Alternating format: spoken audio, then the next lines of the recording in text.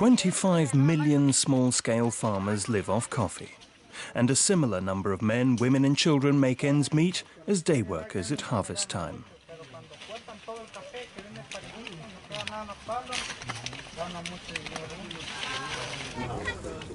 And every day we drink more than 2 billion cups of coffee. But how much do we know about the small-scale farmers, the day workers, their pay and their working conditions? Only a handful of supermarket coffee brands are certified as guaranteeing social and ecological standards by organizations such as the Rainforest Alliance, or Transfair, which guarantees stable prices for farmers.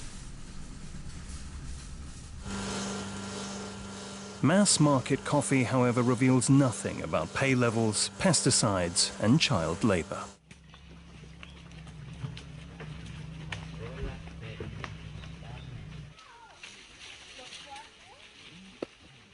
Y nos encontramos en este momento en la finca El Pacayal. This is the El Pacayal finca in Ciudad Barrios in El Salvador. Aquí estamos en una finca de It covers a surface area of 10 hectares. During the harvest, we have 75 to 80 laborers working here. En la actualidad.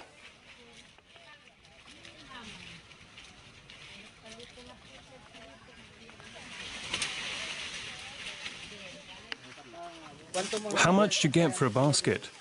We get $1.25 for a full basket. Is that a good price? Not really. Everything's getting more expensive. It's not enough.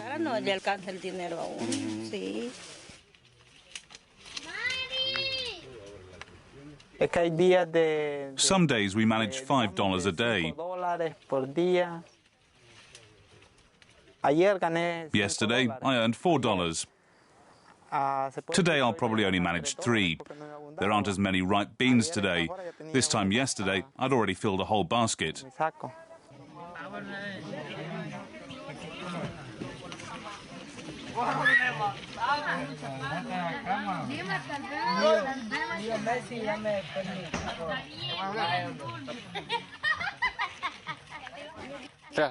I managed to fill 3 baskets, but the days before that, I only managed 2.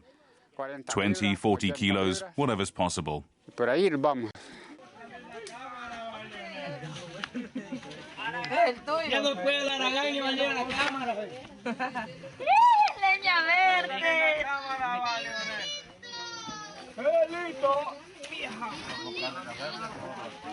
Pues porque los precios. Fertilizers become so expensive, which means now, when we sell our coffee, we sometimes lose rather than make money. Algunas veces, si es posible, hasta perdemos.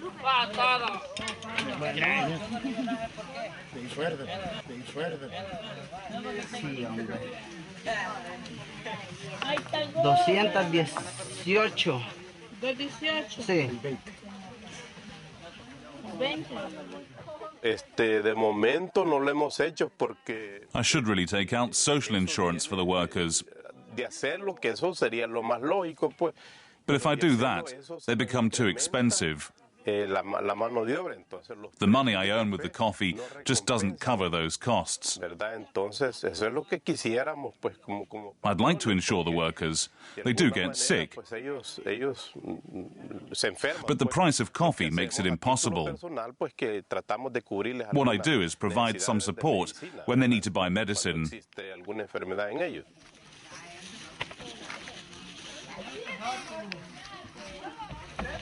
No los ajusta el sueldo para comprar. Our earnings don't even cover a week's worth of food. No los ajusta nada. Things are very tight, you know. Outside of harvest time, we sometimes have no income at all. Then things get really tough. No los ajusta la situación. I'm 71. Tengo un montón de I've got dozens of grandchildren. en la escuela. I have to work so they can go to school. Ganar también para ponerlo al estudio. Until now, mass-market coffee has been produced without respecting any social or ecological standards.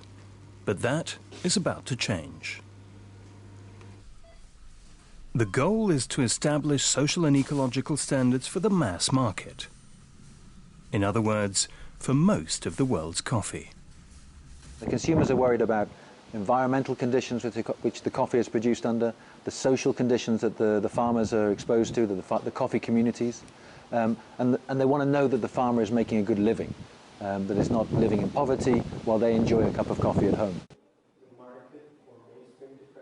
Supported by European public institutions, the big names on the world coffee market put their heads together and founded the 4C Association. The 4 Cs stand for Common Code for the Coffee Community. It's a joint code of conduct for the world's coffee producers.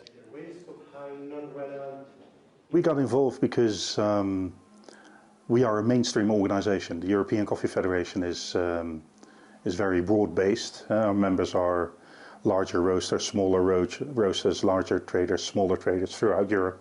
Nestlé was one of the larger manufacturers, along with Kraft and Sara Lee and Chibo and other manufacturers that got together right at the beginning of 4C and participated in the steering committee meetings.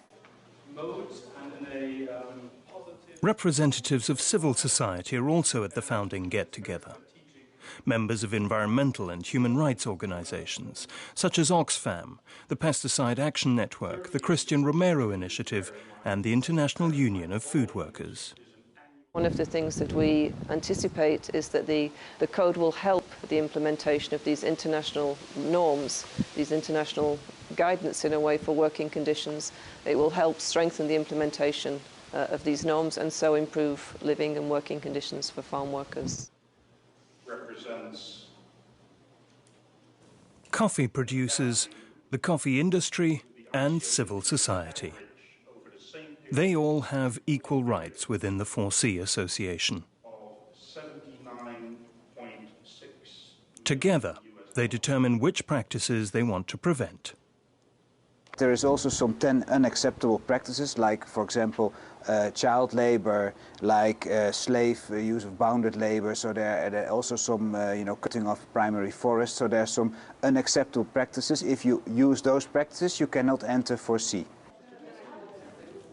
Crucially, the 4C members established the so-called Code Matrix. This is the core element of the Common Code of Conduct. A set of 28 principles lay down in detail which conditions members have to fulfill, from labor law to pesticide use to environmental protection. There is a very easy system. It's called a stop traffic light system. So you have red, orange and green, or yellow and green, and you need to have in each dimension, if you want to enter 4C coffee, you have this, you have to have average yellow. So it's like a traffic light. You cannot drive through red. You can drive to green. With average yellow, you can just make it, but you have to be careful. So in 3 years' time, everybody has to improve their standards towards. They have to take out all the reds. That means within 4C there's a system of continuous improvement, and that's very important because it provides access for all small coffee farmers, a kind of access they don't have with other certification schemes whose entry thresholds are very high. The 4C Association offers training and consulting services free of charge to encourage producers to achieve green status. Independent third-party auditors verify the process. The audits, trainings and support services are funded mainly by industry and commerce. This allows even small producers who cannot afford high certification costs to take part in the 4C system. Our cooperative, Café Ciba, is in Ciudad Barrios, in the northeast of El Salvador. We process the coffee and sell it directly to customers abroad. We have 944 members, 750 of them are small-scale farmers who produce small amounts of coffee. We're already members of the 4C Association. We haven't been audited yet. We're in the process of preparing ourselves for that. If we comply with the 4C standard, everyone who's part of the production process will benefit. Not just financially, it'll also mean better lives for all of us.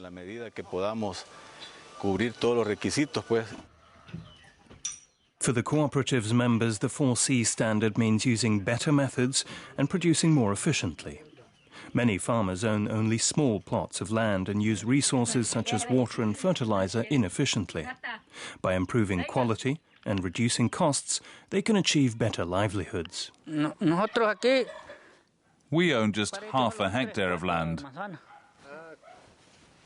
That's pretty small. The cooperative helps us a great deal. This year it gave me some coffee plants. I've already planted them, and in 3 years they'll be producing beans.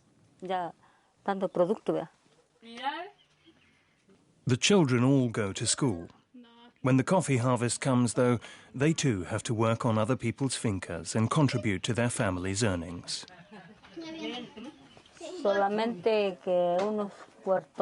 Those roof beams up there, they're pretty rotten.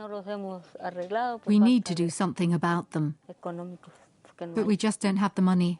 Everything's very tight.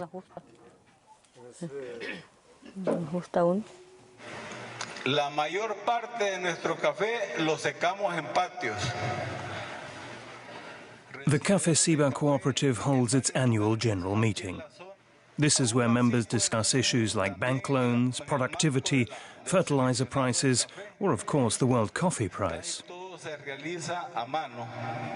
Once the cooperative is verified against the 4C Code of Conduct, it'll be able to produce in a more efficient way and thus save costs. Saving costs will lead to improved livelihoods for the farmers, and that will also help the farmers satisfy even tougher standards such as those of fair trade. In the meantime, Café Ciba hopes the higher quality of its 4C compliant coffee will prove a winner with buyers.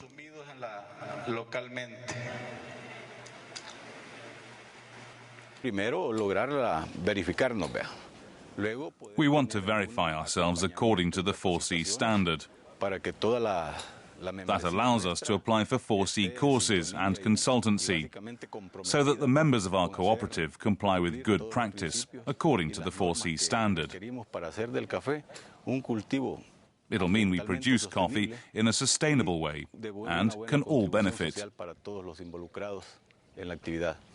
But we think if we really can work towards sustainability of the coffee sector, and sustainability which is based on decent working conditions and fair remuneration, fair incomes for small farmers, then yes, it will bring improvements. And one of the things we're doing, of course, as the program develops, is really trying to monitor the improvements on the ground. Once with these procedures that we are starting to spread out throughout the globe, throughout the coffee production areas, throughout all the continents that produces coffee, we will see in some years a lot of producers already with a conscience of environmental and social aspects of production, and throughout better management of their properties, they will probably have a better revenue. Plenty of traders are already using coffee verified according to the 4C Code of Conduct. But the ultimate goal is ambitious, to make the 4C standard the minimum requirement for the world market and thus achieve baseline sustainability in all coffee production, processing and trading. I see it as being normal to be in compliance with 4C, and as it being a, if you like, a dissatisfier if a company is not member of 4C. It will become the norm. It will become the way things are being done. But it'll take a few years, yes. For now, the 4C Association can be satisfied with a promising start. By early 2009, some 8 million bags of coffee were already being produced according to 4C's minimum social and ecological standards. Those principles are simple, but their effect is wide-ranging. Vastly improved lives for thousands of coffee farmers and farm workers worldwide.